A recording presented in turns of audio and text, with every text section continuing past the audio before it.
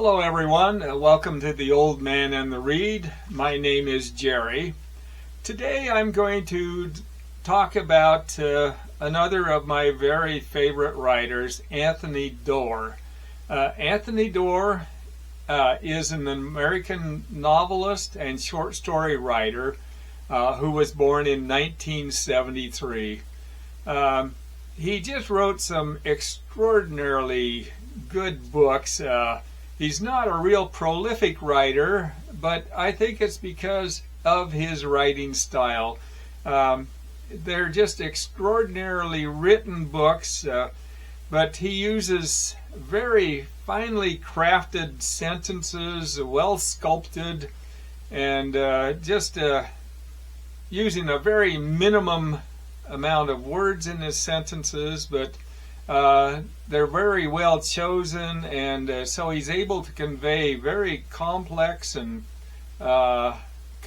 complete stories in just very finely tuned sentences. There's just a real elegance and a beauty to his writing. So I'll show you the books I've read by him. Like I said, he's not very prolific. I only have five books by him. But they're just extraordinarily well done. The first is a short story collection of 8 short stories, and he is a extraordinarily gifted short story writer. He's able to write just very complex, multi-layered stories in just very short spaces, and they're complete stories. They're not like a lot of the short stories that some writers write that just don't seem complete and seem to end suddenly, but his are extraordinarily well done. Of the short stories, my favorite, a couple of them, is one titled The Caretaker, and this is about a young man from Liberia who is escaping from a war in Liberia and boards a ship that eventually docks in Astoria, Oregon, where he gets off, and he follows up down on Highway 101 and ends up in a place on the coast that is a resort, and he finds a job as a caretaker at that resort.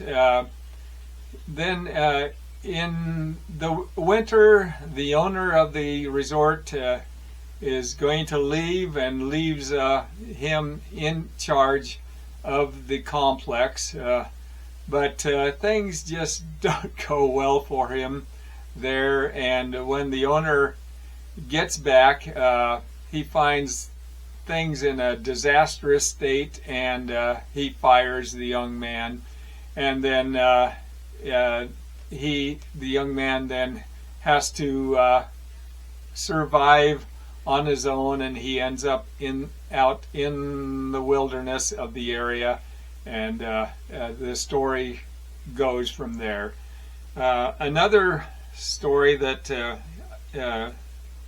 in the book titled Imkondo, and I think this is maybe the best short story I've ever read, but it's just a beautifully told story. It features a man named Ward Beach, who is an American in Tanzania, and he's there to dig up fossils of a prehistoric bird.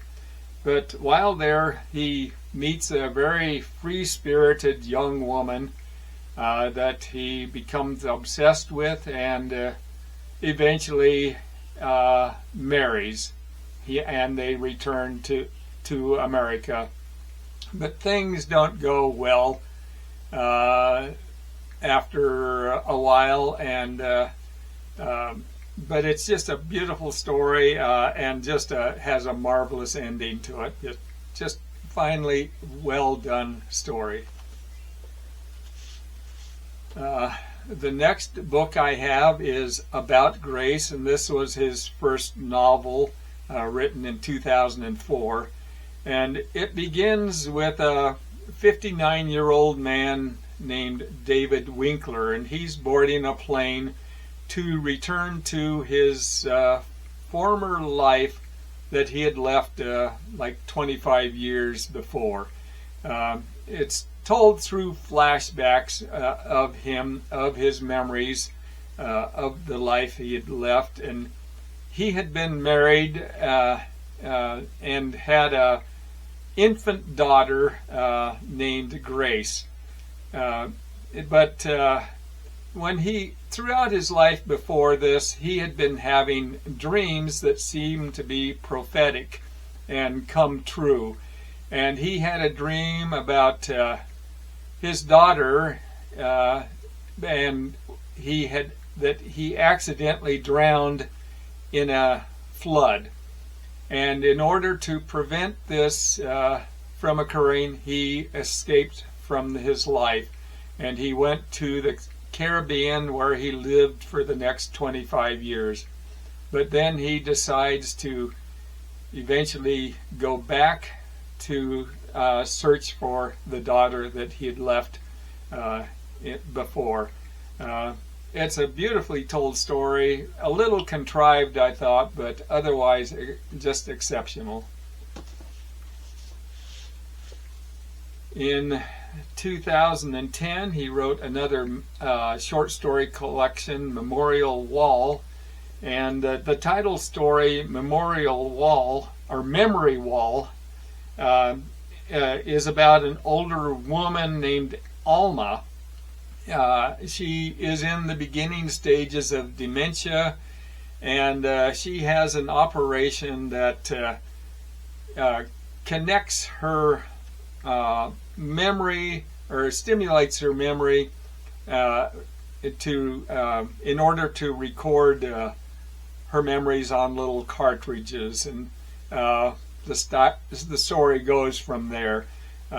Another short story, Afterworld, is about a woman named Esther.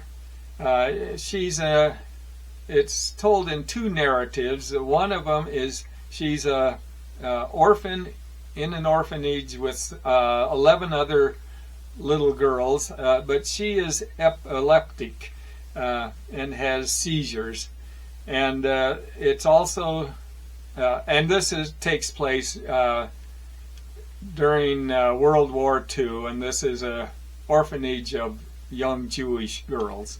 And then the second narrative is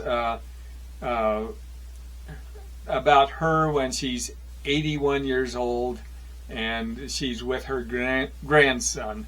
But the story alternates between those two tales, and another just really exceptional story. Another book I've read is All the Light We Cannot See.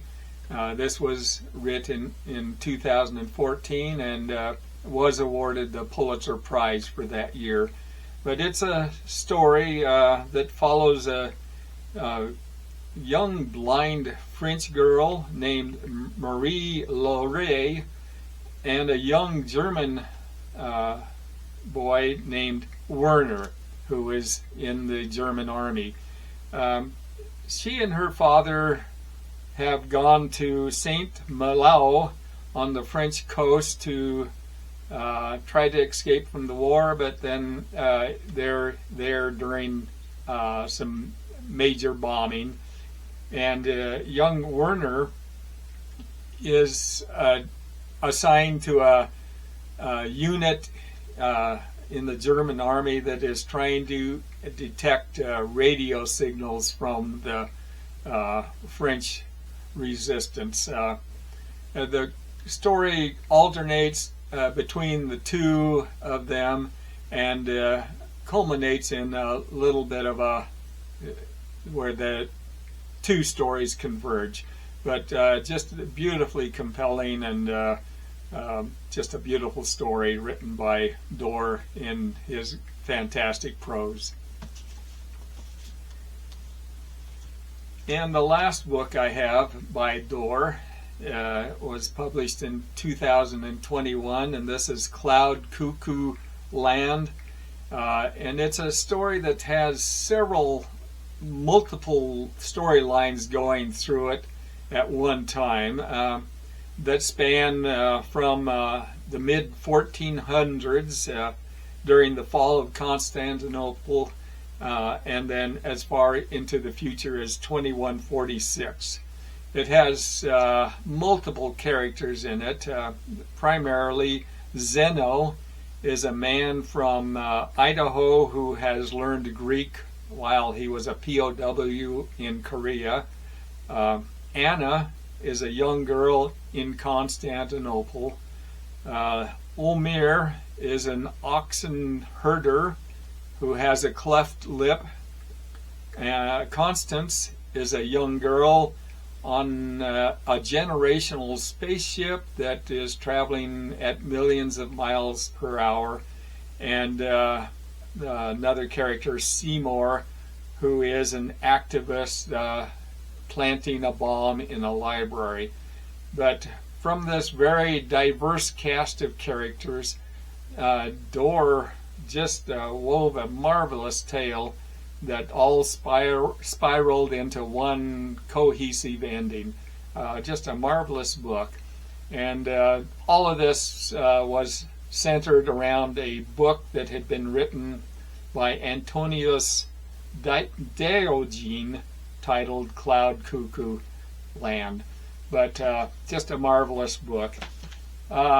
Anyway, those are the books I've read by him. Like I said, not real prolific, but just wrote some incredibly good books. So I'd like to thank you for watching, and hopefully I'll see you again on another video. Thanks.